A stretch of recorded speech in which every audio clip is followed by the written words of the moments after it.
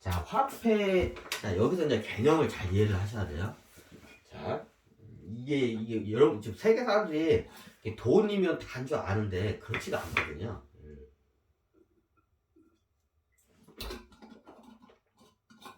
자, 화폐 분계. 자, 화폐 경제라는 거, 자, 개념은 이제 약간 좀 실마리가 좀 잡히는 듯 하죠.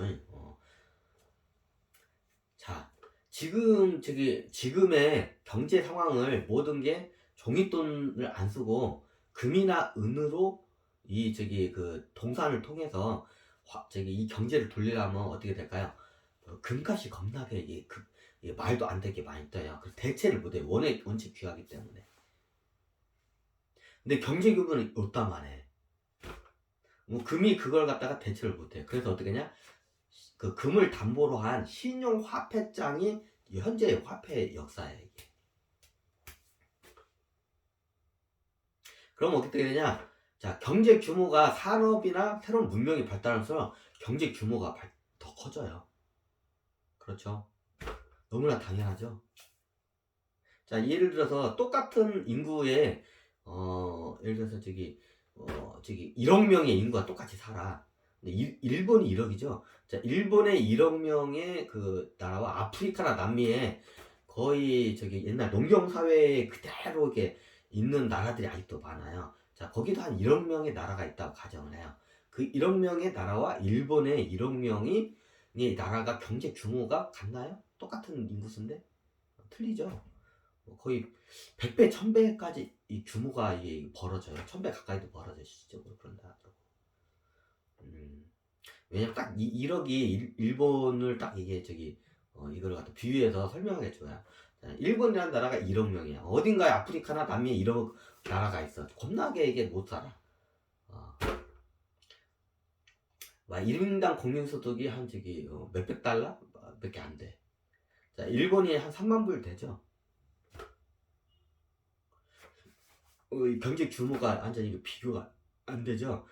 그러면 그런 데서 만약에 예를 들어서 그 콩고나 뭐 남미에 있는 하여튼 그런 나라들이 있어. 근데 경제 규모가 1인당 군 소득이 한 300불밖에 안 돼. 예를 들어서 1인당 국민 소득이 300불밖에 안 되는 나라야. 자, 일본은 1인당 국민 소득이 3만 불짜리 나라야. 100배죠. 100배의 차이가 나. 자, 그러면 이 똑같이 일본이란 나라가 화폐를 여기 1억 명이니까 1억만큼 찍어낸 만큼 아프리카에 있는 그래서 콩고라는 나라라고 할게요. 콩고라는 나라가 1억 명이라 가정해요. 근데 이 일본하고 똑같이 화폐를 찍어냈어. 왜 인구수가 똑같으니까 1억 명 같이. 그러면 똑같이 찍어야 그럼 어떻게 될까요? 베네수엘라나 모시기처럼 다 휴지 조각돼요. 왜? 경제 규모는 일본은 요만한데 똑같은 인구라도 일본은 경제 규모가 요만한데 얘네도 요만해. 근데 화폐를 똑같이 찍으면 어떻게 되냐? 네, 돈값이 똑같이 되는 거 너무 당연하죠. 일본처럼 하면. 왜? 일본은 경제 규모가 요만하기 때문에 그만큼 찍어내도 괜찮아요. 왜? 일본은 산업의 단계화가 됐기 때문에 그게 가능해요. 하지만 홍보가 예를 들면 아직도 수집, 채집을 하는 그런 나라 기껏해야 유목과 농사로 하는 데는 굉장히 이게 경제 규모가 적어요. 근데 거기다가 화폐를 막 인구수가 똑같아 해서 똑같이 이게 일본하고 똑같이 화폐를 찍어놓으면 어떻게 되나요? 네, 화폐 값이 휴지 조각 돼. 똥값이 돼. 자, 왜 이걸 설명하냐? 네, 일본은 산업이 단계화가 되고 경제 규모화가 되기 때문에 화폐를 그렇게 찍어도 돼요. 하지만 잘해야 농사나 유목을 하고 있는 그 아프리카에 있는 콩고라는 나라가 있어요. 예를 들어서 1억 명의 가정이에요. 근데 이 나라가 300불밖에 안 돼. 그럼 어떻게 될까요? 똑같이 일본처럼 찍어낼까요? 못 찍어내야 당연하겠죠. 일본처럼 완전히 산업화 단계가 가서 규모가 이렇게 커지면 화폐를 찍어내도 이제 이상이 없어요.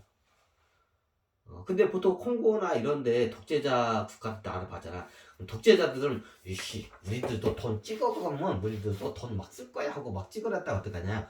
나라가 도산하는 경우가 있어요. 가끔가다 한 번씩 터지죠. 이게 경제에 대한 이게 개념이 없는 양반들이 이게 대통령이나 이렇게 되면 막 찍어내다가 그렇게 되는 게 있어요. 우리나라도 옛날에 그랬어요. 좀 이게 약간 부끄러운 얘기도 하지만 예전에 군부 정권 시대 때 박정희 대통령도 그렇고 군부 정권 시대 때 끄떡만 화폐를 막 찍어내려고 막 했었어요. 근데 이제 한국은행처에서 이거 반대를 했죠. 경제 규모만큼 그걸 찍어내는데 막 찍어내면 우리 이제 화폐가 이거 수지 조각되고 이거 대한민국 망한다 해가지고 저런데 그걸 끝까지 그걸 찍어내라고 내가 책임지를 않는 게 없고 왜냐하면 경제 개념이 없기 때문에 그래. 그러니까 돈만 찍어내면 그게 돈인 줄 알아. 그게 돈이 아니거든요. 그렇게 했다가 독재 국가들이 많이 그 짓을 해요. 독재 국가들이 이제 아무것도 모르고 했다가 이제 쿠데타로 딱 했다가 내가 무슨 국가 사업을 하려고 하는데 돈 좀 찍어내가지고 막 찍어내. 그럼 어떻게 해요? 그 돈값이 똑같아요. 그 나라 돈을 갖다가 휴지 조각 휴지의 가치 이상으로 안 쳐져요. 그냥 종이 조각으로밖에 안 쳐져. 자, 이걸 왜 극단적인 걸 설명해? 여러분들이 감을 잡기 위해서 이걸 설명을 드린 거예요. 자, 여기서 한 나라에서도 이제 볼게요. 자, 우리나라로 볼게요.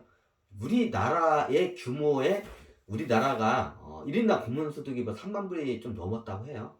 좀 약간 밑으로 밀렸다고 하는데 그냥 3만 불이라고 가정할게. 1인당 국민소득이. 자, 1인당 국민소득이 3만 불인 나라예요. 자, 그리고 어떻게 되나요? 지금 현재 5천만 국민이라고 가정할게요. 그냥 5천만의 국민이 있어요. 자, 3만 불 국가에 5천만 국민이 있어요. 그러면 이 우리나라의 5천만 국민의 1인당 국민소득 3만 불인 나라에는 그만큼의 화폐를 찍어내는 게 당연해요. 자, 우리가 미국이 찍어내듯이 찍어내면 어떻게 될까요? IMF 비교도 안 되는 게 와요. 그냥 화폐가 아니라 휴지 조각이 돼요. 그렇더라도 그렇게 할 수가 없어요. 그럼 어떻게 하냐? 우리나라 상태에 경제 규모에 맞는 만큼만 화폐를 발행을 해야 돼요. 그리고 그게 시중에 그만큼만 돌아야 돼요. 중요한 거는 시중에 얼마만큼 돈이냐가 이게 중요해요. 이게 모든 주식, 부동산, 채권이나 모든 자산을 투자하는 데서 이 기본 개념을 이해를 못하면 이게 나중에 헛발뒤져서 한 방에 나락으로 떨어질 수가 있어요. 근데 재밌는 게 뭐냐면 주식, 부동산, 채권 투자하는 분들이 이런 거시경제, 이런 화폐경제 기초도 모르는 사람들이 대부분이에요. 그래서 이제 버블 현상 같은 게 좀 많이 일어나긴 하는데 그거를 제가 좀 깨기 위해서 한번 이게 대중들한테 이걸 깨기 위해서 이걸 한번 해요. 여러분들이 앞으로 부자가 되고 싶잖아. 자본주의 사회에서는 부자가 장땡이잖아. 그럼 어떻게 부자가 되려면 돈의 기본적인 원리를 알아야 돼요. 내가 사업을 하다못해 붕어빵 장사를 해도 돈에 대한 기본적인 원리를 알고 접근했을 때와 그걸 모르고 어떤 사업에 접근했을 때는 하늘과 땅 차이예요. 이건 기본이에요. 자, 원론적으로 나서 5천만 국민이 3만 불인 나라에는 그만큼의 화폐를 찍어내요. 우리나라가 예를 들어서 일본처럼 한 1억 정도 인구가 되고 3만 불 됐어. 그럼 우리나라가 2배만큼 찍어내도 돼요. 너무나 당연하죠. 인구가 많이 늘어났고 1인당 국민소득 3만 불인데 인구가 더블로 늘어났어. 5천만에서 1억으로. 그러면 그만큼 화폐를 2배로 발행을 해도 문제가 안 돼요. 아니면 3만 불이 갑자기 인구는 5천만인데 1인당 국민소득 3만 불이 6만 불로 껑충 튀었어. 그럼 2배 찍어내도 돼요. 그러면 경제에 문제가 안 돼요. 근데 문제는 뭐냐? 그렇지 않은 상태에서 막 찍어내죠. 이걸 이제 유식한 말로 쉽게 이제 좋게 포장해서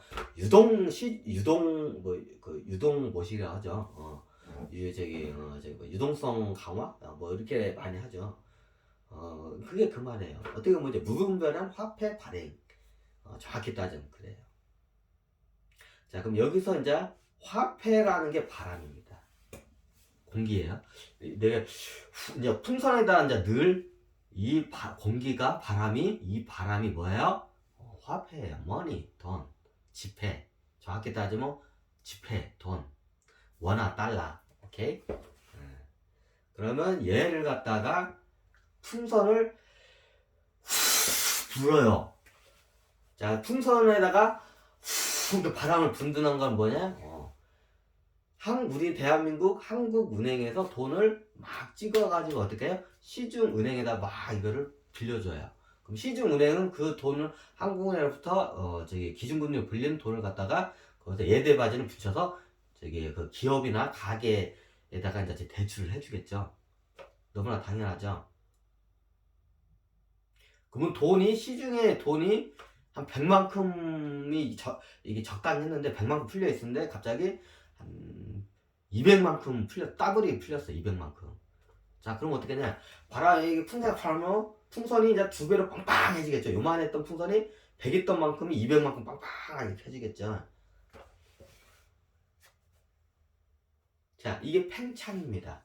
100만큼의 부피의 풍선이 여기다가 한국은행이 여기다가 화폐를 발행해가지고 이게 시중은행에다 그걸 빌려주고 시중은행은 또 다시 그걸 대출시켜서 이게 시장이 돌겠죠. 그게 그럼 이게 불면 예전에 100이었는데 그 100만큼 더 찍어가지고 200만큼의 화폐가 이렇게 시중에 돌겠죠. 당연히 너무나 당연하겠죠.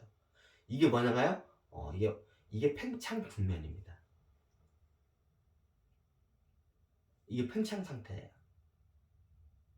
자, 이해가 되잖아요?